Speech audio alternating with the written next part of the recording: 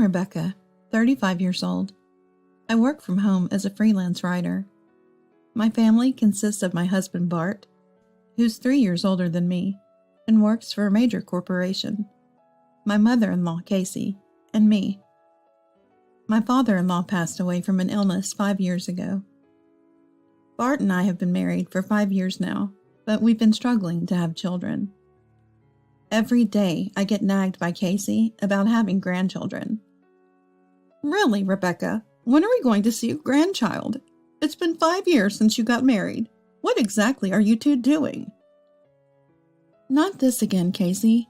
It seems like I get asked this question every day. Can't you stop?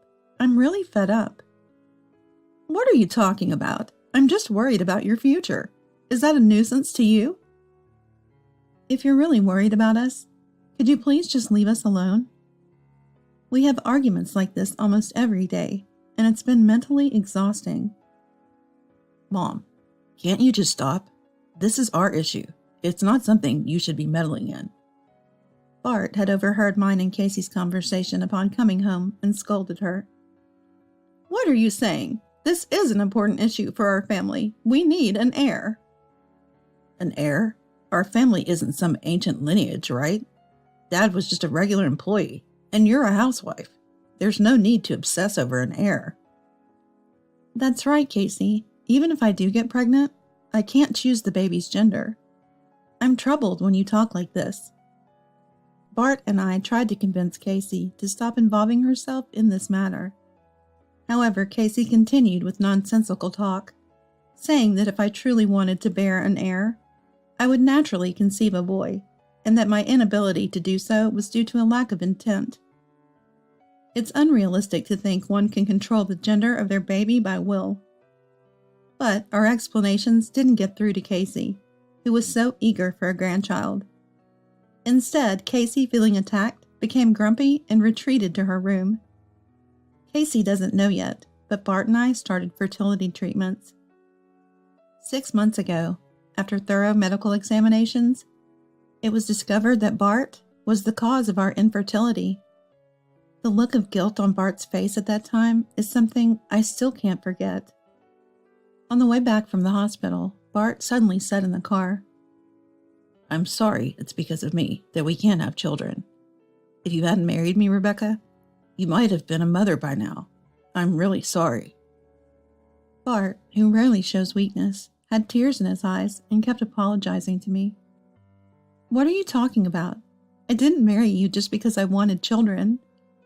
I married you because I love you. We just need to keep trying with the treatment together. I had never seen Bart so down before, and I tried to find the right words to comfort him. But I couldn't find the right words, and ended up saying the best thing I could think of at the moment. However, it's not like I'm feeling any pressure. I'm already 35, not exactly a young age. It would be a lie to say I'm not in a hurry. Just recently, I saw a few of my friends posting about their second or third child on social media. At 35, it's not unusual to be married and have children, but I haven't even reached the starting line yet. It's become painful to see posts about children, like birth announcements or school enrollments, and I've started to dislike browsing social media. When friends noticed I wasn't liking their posts, they began to exclude me from gatherings. I feel like I'm living in a different world just because I don't have children. It's so painful to feel this way just because we can't have a child. Still, I couldn't blame Bart. Hey, I was doing some research at work today, and I found this clinic. Why don't we give it a try? I showed him a famous fertility clinic in the city. Look, it has good reviews and offers cutting-edge treatments. It's a bit far, but I think we should try it. What do you think? Yeah, I know this place. Actually, a senior colleague's wife got pregnant, and she was treated here. I've heard good things about the doctor, and I'm really interested. Really? Then let's make an appointment right away. The wait for a first consultation here is a month. If that's the case, we should book an appointment soon. Let me know when it's confirmed, and I'll take the day off. Bart and I decided to transfer to this clinic that offers more specialized treatment than where we were going. The following month, I visited the fertility clinic with Bart. We completed all the initial tests and were just waiting for the doctor's consultation. It really is a famous hospital. We've been waiting an hour just for the tests, and now over an hour for the consultation. But there are many people around our age here, right? Seems like many are going through the same struggle. With the long wait, we moved to the cafe inside the clinic to wait for our turn. After waiting for 2 hours, we were finally called for the consultation. The tests show Bart's condition is quite bad. We need to start treatment as soon as possible. The results were worse than those from the previous clinic we visited. Additionally, considering my age, it seems necessary to visit this clinic several times a month. Previously, Bart had been quite down after hearing the results, but this time he felt differently. He had heard that a senior colleague had gone through a long treatment and finally had a child, which made him want to try harder. I'll talk to my boss and try to make it to the hospital as much as possible. It might be tough, but will you work through this with me? Of course, let's do this together. Our first appointment at the clinic is in a week, but the problem was Casey. If we were going to start serious treatment, I'd need to take time off work. We couldn't keep this from Casey any longer. When we got home, we immediately explained to her that we were going to start fertility treatments. However, fertility treatments? That must cost thousands of dollars, right? You really are a failure as a wife if you can't have a child without all this. She assumed the infertility issue was my fault as soon as she heard the word. Hold on, Casey. It's true that fertility treatments involve both of us, but the issue isn't with me. I wished Bart would just tell Casey outright that he was the reason, but maybe because of his pride, he couldn't bring himself to say it. So, will these treatments guarantee a boy? If you end up having a girl after all this, I won't forgive you. Casey, I can promise many things, but I can't control that. A boy or a girl, either would be our precious child. But Casey didn't believe me. On the contrary, her demands for a grandchild only escalated. She started buying all sorts of things that she heard were good for fertility. Listen, Rebecca. A neighbor told me about this herbal medicine that's supposed to be good for infertility. Just try it, will you? Not again, Casey. Just the other day, you bought all sorts of strange figurines and amulets because they were good for fertility. And please stop telling the neighbors about our infertility. It's embarrassing. Ever since she talked to the neighbors about our infertility, Casey started receiving various things. A mysterious herbal medicine for infertility from the wife next door. A letter from a famous fortune teller known for fertility blessings from the wife across the street. Strange figurines from friends. You need to pray to this figurine every morning and evening. Such unhelpful advice was given. The last straw was a baffling suggestion from an uncle to visit some fortune teller, which was honestly a nuisance. What are you talking about? I bought all these thinking of you. To call that a nuisance? Can't even bear a grandchild, and now such an arrogant daughter-in-law. Casey's behavior escalated further, not seeing anything wrong in her actions. She was convinced she was doing the right thing, which was truly troublesome. The creepy figurine she placed in our bedroom without permission was just too much to bear. Anyway, please stop spending money on these nonsensical things, and don't enter our room without permission. A while later, Bart came home. Casey, displeased at being scolded by me, explained the situation to him, still insisting it was all for our sake. Can't you just stop, Mom? You're putting weird figurines in the bedroom, and everyone is talking about it. It's embarrassing when neighbors say, "Keep trying," to me. Just stop, okay? Apparently, Bart had run into a neighbor on his way home from work and felt embarrassed when they said, "Keep trying," so he hurried home. What? Everyone's just being kind to you. Can't you see that? Just leave us alone, okay? And if you don't do something about that figurine, we're going to have to leave this house. Casey didn't say anything more, seeming affected by being scolded by her son. She went to her room, looking downcast. 3 months after transferring to the fertility clinic, our treatment had not yet yielded the results we hoped for. I started having more days where the side effects of the medication made me feel so sick I couldn't work. While resting in bed because of my poor health. Just lying in bed while my son works hard outside. What are you doing? Casey, I've told you many times, don't come into our room without permission. I'm just lying down because I feel unwell. Could you maybe fix something for lunch? Well, how lazy can you be? When I was married, I still cooked even when I was sick. I wonder how your parents raised you. She even started insulting my parents, which really angered me. I think it's wrong to insult my parents. Let me ask you, did your parents teach you it's okay to enter people's rooms without permission? Don't you think that's wrong? Casey, not expecting me to say something like that, looked surprised, but then her face turned red with anger. Why should I be spoken to like this by my daughter-in-law? How dare you? Who do you think you are? Angry, Casey started berating me, turning the situation into a bit of a mess. Please, I'm really not feeling well. Just leave my room, please. I managed to end the conversation and usher Casey out of the room. Outside the door, Casey was still making a ruckus. Why do I have to go through all this? I love Bart, but I can't stand Casey's treatment anymore. The word divorce started floating in my mind. A few days later, Bart made a suggestion to me. It was about using a sperm bank. A sperm bank? Why are you bringing this up all of a sudden? I was honestly surprised, as we had never discussed this before. Bart began to explain his reasoning slow. As the doctor mentioned before, my test results are getting worse. I no longer believe that continuing treatment will result in us having children. That's why I looked into it and found out about sperm banks. I had been gathering information about infertility treatments, so I was aware of sperm banks. I understand how you feel, but I can't just say yes to this right away. Can I have some time to think about it? There was part of me that was resistant to the idea, so I asked Bart to give me some time to sort out my feelings.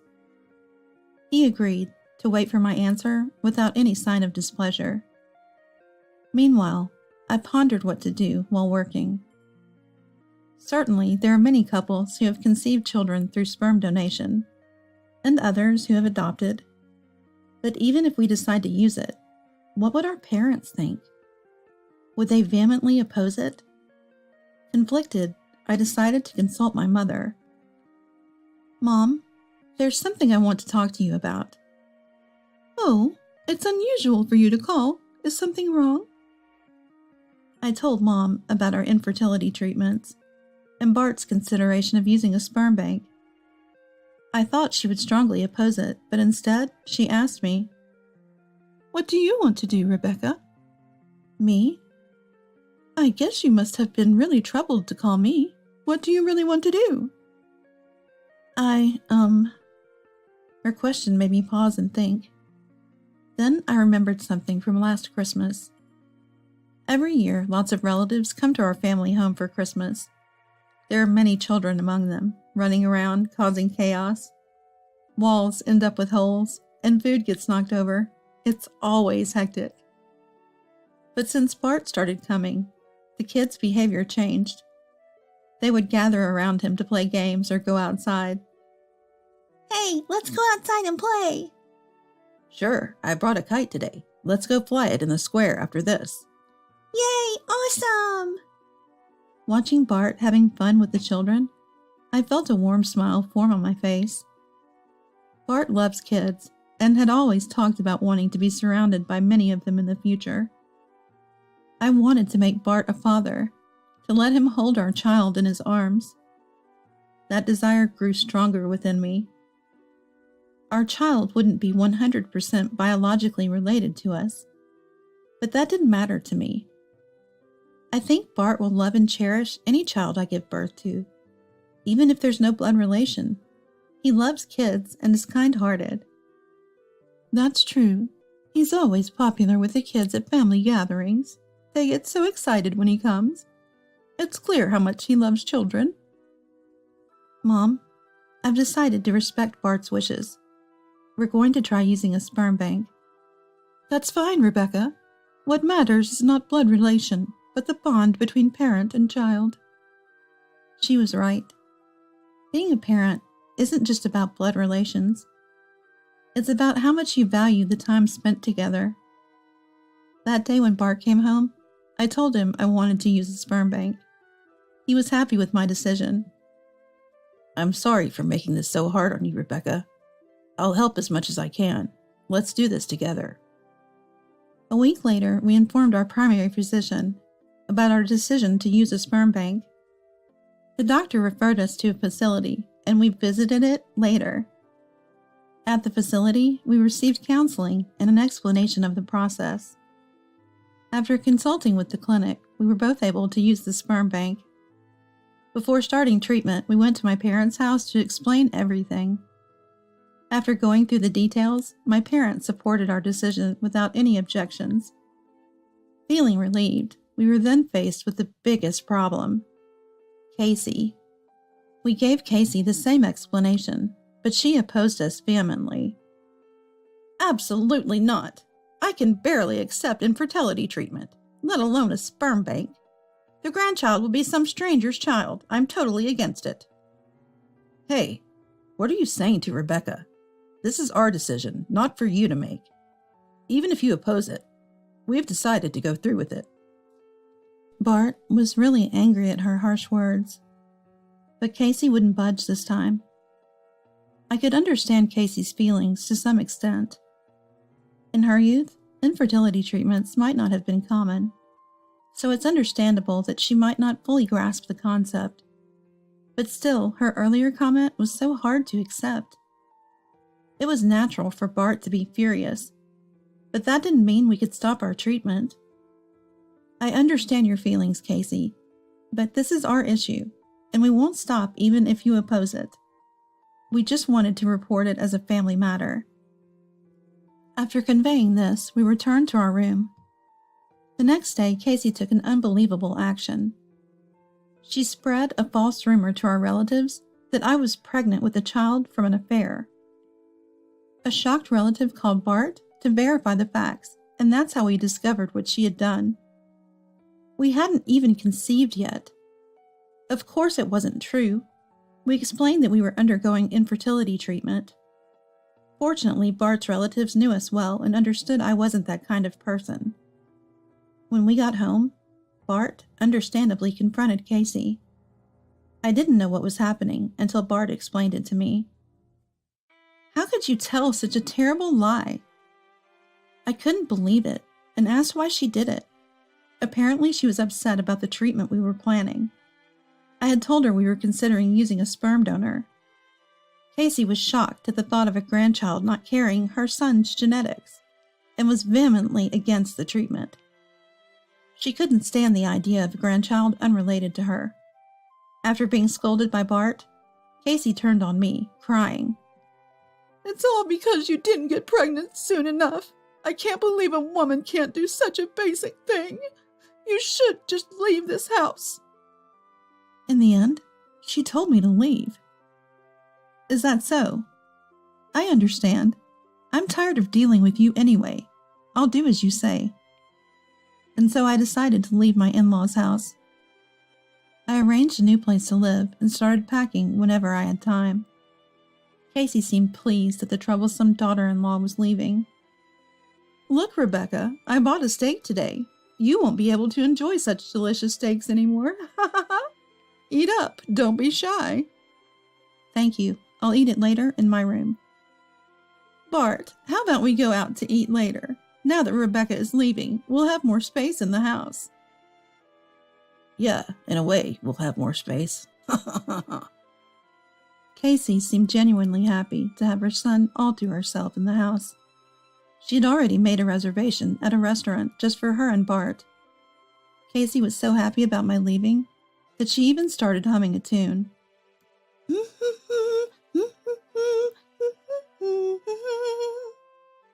I responded to Casey's sarcasm with a smile. Knowing my time in this house was limited, her words no longer affected me. In fact, I felt relieved to be leaving the source of my stress. Casey's stress could even negatively impact our treatment. Infertility treatments are expensive, and the cost only increase with more attempts. I hope to conceive with as few treatments as possible. On moving day, the moving truck arrived at the house. The movers began loading our belongings. Casey, thank you for everything. We're leaving now. As I said this, Casey's previously happy expression changed drastically. Wait, what? Why is Bart going too? I thought only you were leaving. She had mistakenly assumed that only I was moving out, even though there's no way that could be true. Bart, tired of Casey's comments and behavior, had already been considering living separately. Seeing the opportunity, he had quickly arranged for our new place. Casey, shocked, begged Bart to stay, but he refused, saying he couldn't bear to live with her anymore. Casey repeatedly called us, pleading to come back, but Bart remained firm. I can't live with a mom who doesn't understand infertility treatment, and I can't forgive what you said to Rebecca, Mom. Please stop contacting us. Wait, please listen to me. Don't leave me alone. After hanging up, Bart blocked Casey's calls. Though I felt sorry for her, I couldn't agree with Casey's words and mindset. Casey, now cut off by her beloved son, must be feeling desperate. Relatives said she had been asking everyone about our new address, but no one knew. She seemed completely worn out. Time passed, and we were blessed with the arrival of a baby boy, the very thing Casey had longed for. Meeting our son, I felt grateful for choosing the sperm bank, despite the time and money spent. But since we had cut ties, we couldn't let Casey meet him. Initially, we only informed Bart's relatives over the phone about the baby's birth. However, Casey eventually heard about our newborn. Desperate to meet her long-awaited grandson, she somehow found our apartment and showed up one morning, pounding on the door. Begging you, just let me see my grandson, even for a moment. I know he's born, and he's the boy I've been waiting for. How did you even find this place? I'm not letting you meet him, no matter how much you make a scene. Please leave. That's right, Mom. You called him a child of a stranger. Why would we let someone who said that meet him? But even after we said that, Casey didn't calm down. She probably wouldn't leave until she saw her grandson's face. Moreover, it was 7 a.m. Causing such a commotion so early in the morning would bother the neighbors. That's when it happened. Quick, the building manager! Despite all the noise, there's no response from my son and daughter-in-law. There's a newborn baby. It could be a serious matter. Understood. In the midst of our hesitation, she called the building manager to open our door, claiming an emergency. Once we opened the door, she barged in. Where's my baby, my grandchild? She tried to take our sleeping child. Stop it! What are you doing? Shut up! I'll raise him. He shouldn't be raised by someone like you. Bart, furious at her attempt to take our child, and the manager, who was shocked, intervened. Enough, Mom. There are things even a mother shouldn't do. If you keep causing a scene, I'll call the police. The threat of police made Casey leave reluctantly. We decided to move to a new place, with better security, a high-rise with a concierge to prevent her from easily getting in. Casey did try to find us and showed up at the high-rise, but was mistaken for a suspicious person and reported to the police. After being taken to the police station twice, she seemed to have learned her lesson. We no longer receive requests from Casey to meet the grandson. Relatives say Casey has become despondent, regretting her words to me. If only I hadn't said those things that day, I could be living with my grandchild now. I want to go back to those days. She reportedly says this daily. Meanwhile, we're enjoying parenting, free from Casey's stress. Our newborn child is truly adorable, just like an angel. When we smile at him, His laughter in response is indescribable. Seeing Bart play with our son confirms our decision was right. We're glad we went through with the infertility treatment. Parenting is challenging, but we're committed to making our child happy together.